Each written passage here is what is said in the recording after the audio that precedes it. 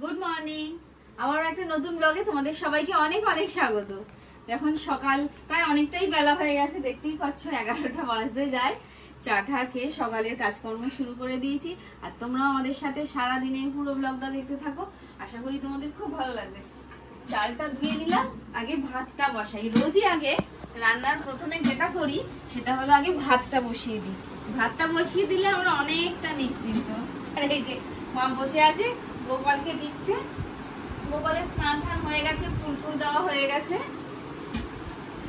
এবার আগে ভাতটা বসিয়ে দিই। যা ভারী এটা।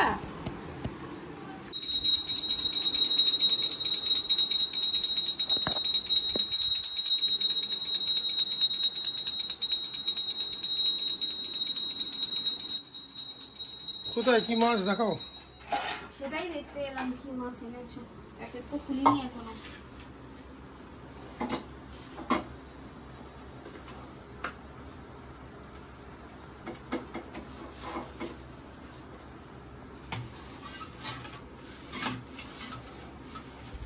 ও বাটা মাছ।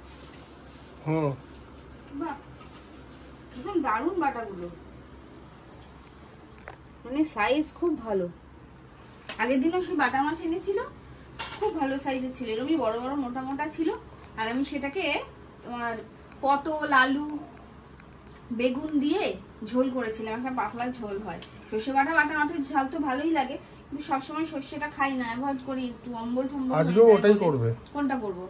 যেরকম আগের দিন করেছিল, সবজি দিয়ে ঝোল। হ্যাঁ ঠিক আছে, আজকে সবজি দিয়ে ঝোল করব।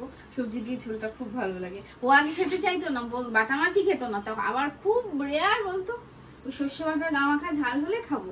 আগের দিন ওটা খেয়েছে, খেতে চাইছিল না, জোর করে দেওয়া হয়েছে, খাও খাও খেয়ে আমার ভালো লেগেছে বলেই আজকে আবার বলছি যে আজকে ওটাই করো।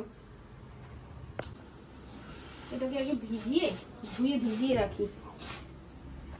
খুব ভালো আতপ চালটা, আতপ চাল বলছি সরি, গোবিন্দভোগ চালটা খুব ভালো, মানে সেন্টটা দিচ্ছে। আমি এখন ওই পোলাও করবো বলে ফ্রাইং প্যান বলছি, দূর, পোলাওয়ের যে গামলিটাই করি ওটা বার করতে গেছি, দেখি একটা কৌটোর মধ্যে গোবিন্দভোগ চাল প্রায় 1 কেজি মতন রাখা। জানি না তুমি এরকম ভাবে আগের দিনও তুমি রাইসের চালটাও খুঁজে পেলে, আবার আজ গোবিন্দভোগ খুঁজে পাচ্ছ। রাইসের চাল আমি জানি না যে তুমি এনেছো, আমি জানি না এনেছো। আমি ওকে একবার বলছি রাইসের চাল নিয়ে আসবে 1 কেজি, ও নিয়ে এসছে। তা সেদিনকারই আমি বলছি তুমি বোধহয় কালকে এনেছিলে, বলছি না তো। আমি দেখলাম চালের ড্রামে 1 কেজি গোবিন্দভোগ রাইসের চাল, আবার বলে আজকে গোবিন্দভোগ চালটা দেখি ওখানে ড্রামের মধ্যে রাখা রয়েছে। চা বসিয়ে দিয়েছি, আর এদিকে পোলাওয়ের চালটাকে মেখে নিচ্ছি। মেখে রেখে দেবো, তারপর ঝপ করে বসিয়ে দিলেই পোলাও হয়ে যাবে। হাত দিয়ে মাখালেই বেশি ভালো হয়, কিন্তু আমি হাত দিয়ে মাখাতে পারছি না। যে ফোসকা পড়েছিল হাতে, আর ফোসকাটা ফেটে গেছে। এবার শুকাচ্ছে তো, জল লাগলেই জ্বলে যাচ্ছে, তার উপর যদি মশলাপাতি লাগে, ওই জন্য আমি হাতের ব্যবহার করছি না। মাখামাখি ও বা মাই করছে, আর এরকম যেগুলো এটা আমি হাত দিয়ে চামচ দিয়ে করে নিচ্ছি। চা বসিয়েছো নাকি? হ্যাঁ গো, চা বসিয়েছি। চা এগুলো কি? ও আমি না ভয় পেয়ে গেছি, যাই কি ওটু চা পাতা ছিল, বাট চা পাতা চাই আছে। হ্যাঁ হ্যাঁ, চলো পোলাওটা মাখানো হয়ে গেল। পোলাওটা না, চালটা।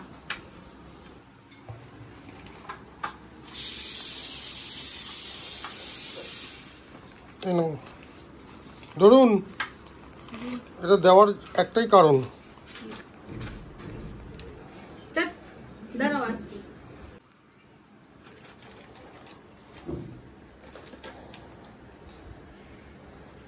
এটা পারবে না, কমিয়ে দেবো। আর এরকম করো না। তাই বলে এতগুলো চাইনি, থাক দিয়েছো যখন, মাখো দুটো দিয়ে দিই। প্যাকেট আনা হয়। আর একটা দাও, একটা বাদাম দাও, মাকে দিয়ে দিই। প্যাকেটটা শেষ হয়ে গেছে, ওই জন্য এখান থেকে লুজ আনতে হবে। চলো চলো, তার আরো নাও। এত কিশমিশ কে খাবে? আমার তো কিশমিশ ভালো লাগে।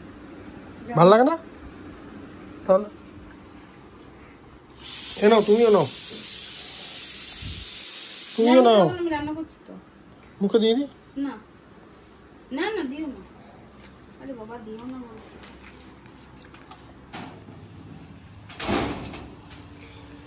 বৃষ্টি শুরু হয়ে গেছে, চলে এসো। চলে এসো আড্ডা খানায়। কি সব বলছে? বাবু খেয়েছিস তো? দিদি আসো। চলে এসো আড্ডা খানায়, তাহলে আমরা কদিন পর না চায়ের আড্ডায়। বাবু একটু খাবি?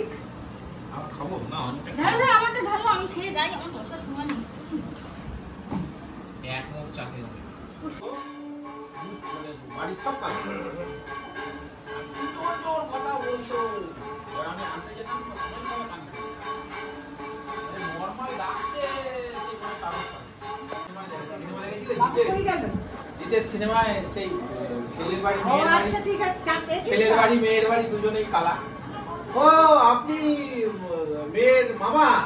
হ্যাঁ, ওই একটা সিনেমা। হ্যাঁ আপনি মেয়ের মামা? না না না, আমি মেয়ের মামা। ওইরকম। হ্যাঁ, একটা সিনেমা। ও আচ্ছা আচ্ছা, ও আপনি মেয়ের মামা। মামা। আরে দূর মাকে বলছি আমি মামাই তো। ওটা জিতের সিনেমা না, ওটা দেবের সিনেমা।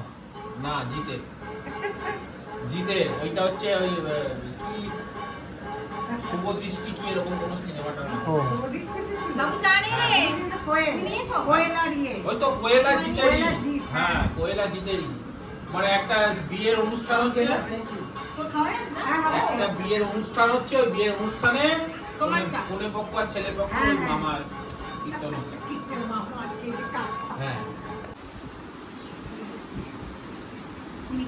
নেড়ে দিয়েছি একটু।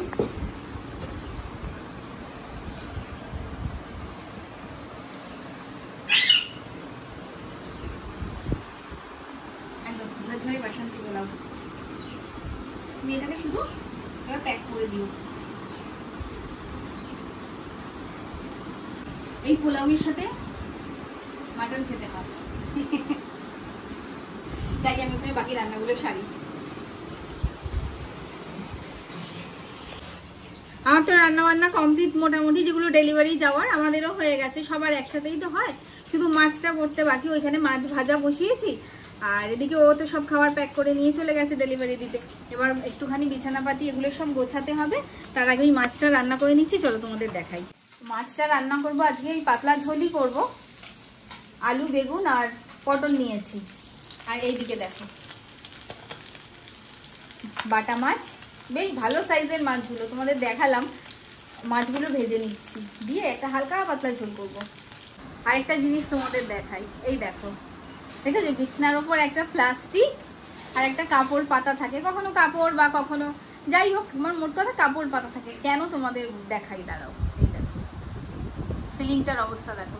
বেশ বছর দুয়েক আগে একবার বৃষ্টিতে এরকম এটা খসে ধাপ করে এরকম ভাবে বিছানায় পড়ে গেছে।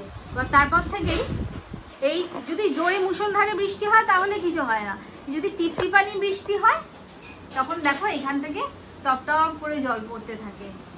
এই বৃষ্টিতে এইটাই আমাদের খুব অসুবিধা হয়ে যায়, এই এত জল পড়তে থাকে বিছানায়। আর ওইটুকু জায়গায় শুই, কখনো মেঝেতে বিছানা করে শুই, কোনো উপায় নেই। সারা রাত সারা দিন ধরে দেখো না, এটা পাতা থাকে, এটা ভিজে চপচপে হয়ে যায়। দেখলে তো ছাদটার কি অবস্থা, তো কিছু করার নেই, এই নিয়েই থাকতে হবে। এবার মিস্ত্রি দেখানো হয়েছিল, মিস্ত্রির বক্তব্য পুরো ছাদটা ওপর থেকে, মানে যেরকম ছাদ ঢালাই হয় চিপিং করে তুলে ফেলে পুরো ছাদটাকে ঢালাই দিতে হবে। মানে সে একবার এখনকার বাজারে ছাদ ঢালাই দেওয়া নতুন করে জানোই তো কিরকম কি খরচ সাপেক্ষ ব্যাপার। তো আমরা বলছি ফালতু, দেয়াল ফেয়াল সবই তো ভেঙে গেছে, পুরোনো বাড়ি, এইখানে আবার ছাদ ঢালাই দেওয়াটা মানে আমাদের কাছে এখন অসুবিধাজনকই। তারপর আমরা এখানেই ফালতু আবার মানে কি বলবো, আলাদা করে আর ছাদ ঢালাই দিতে চাই না। করলে পরে নতুন করে করা হবে, সেটা একরকম। এই যতদিন এভাবে চলে চলুক, তারপর দেখা যাক কি করে ভগবান, সবে ওনার উপর, ওনার ইচ্ছায়। এমনি কোনো অসুবিধা নেই। এই জলটা যখন পড়ে তো বুঝতেই পারছো, যেহেতু নিচে বিছানাটা, ওই জন্যই যত অসুবিধা। আর সর্বক্ষণ একটা বিছানার মধ্যে প্লাস্টিক আর কাপড় পাতা, ওটাই একটা বিরক্তিকর, আর কিছুই না। মাঝে মাঝে আমরা হাসি, আর দুজনে হেসে বলি, মাকে বলি ওই দেখো বৃষ্টি শুরু হলেই বলি এবার ডলার পড়বে আমাদের ওপর থেকে। কি করেছে দেখো, তুমি আসছো থেকে ওরাও দুজন দাঁড়িয়ে দাঁড়িয়ে ভাবলো যে কি করবে। হ্যালো এদিকে আয়, আয় আয় আয়। আসছে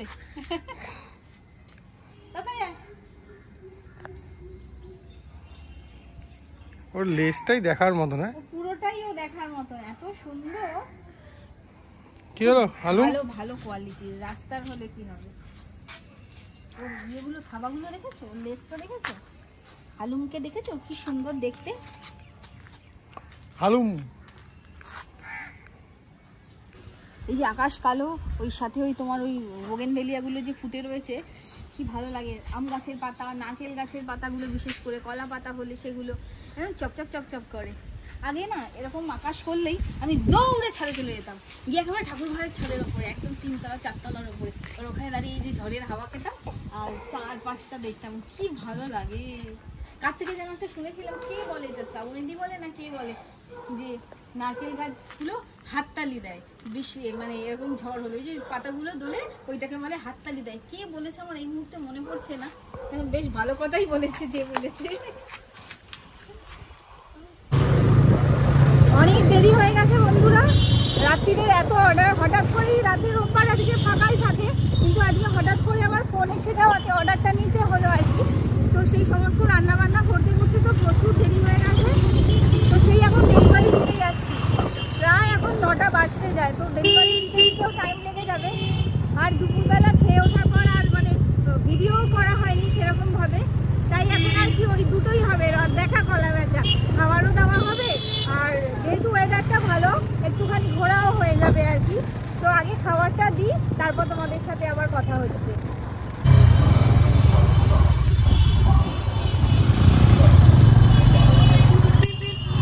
এই দেখো আমাদের মাহেশের জগন্নাথ মন্দিরের মেলা, 1 মাস কিন্তু এই মেলা চলে, এইদিকে পুরো মেলা। আর রাস্তায় দেখো এত রাত এখন, তাও কিরকম জমাটি, এখন প্রায় 11:30 মতন বাজে কিন্তু রাত্রি, কিন্তু মনে হবে সন্ধ্যেবেলা। আর সন্ধ্যেবেলা তো এখানে ঘুরতেই পারবে না, এত ভিড়। ওই সামনে দেখো রথ দেখতে পাচ্ছ, লাইট নেই হয়তো বুঝতে পারছো না, মানে রথে লাইট লাগানো নেই। এই যে রথ এখানে, কারণ এখানে মাসির বাড়ি, আর এইখানে রথ থাকে, এখানে রাস্তার মাঝেই থাকে। আর যাওয়ার পথটা তখন এই যে পাশের পেট্রোল পাম্প দিয়ে ঘুরে, যতদিন এই 8 দিন 9 দিন এখানে রথ থাকবে, এখানে এইভাবেই আমরা যাব। এই দেখো রথ,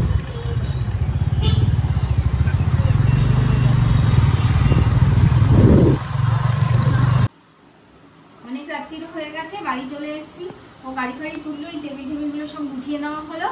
আর আজকের ভিডিওটাও কিন্তু এখানেই শেষ করছি। তো পুরো ব্লগটা আমাদের কিরকম লাগলো তোমরা অবশ্যই কমেন্টে জানাবে, ভালো লাগলে একটা লাইক শেয়ার কমেন্ট করে দিও। তো চলো আজকের মতো টাটা, সবাই ভালো থেকো, সুস্থ থেকো, সাবধানে থেকো, দেখা হচ্ছে আরেকদিন আরেকটা নতুন ব্লগের সাথে।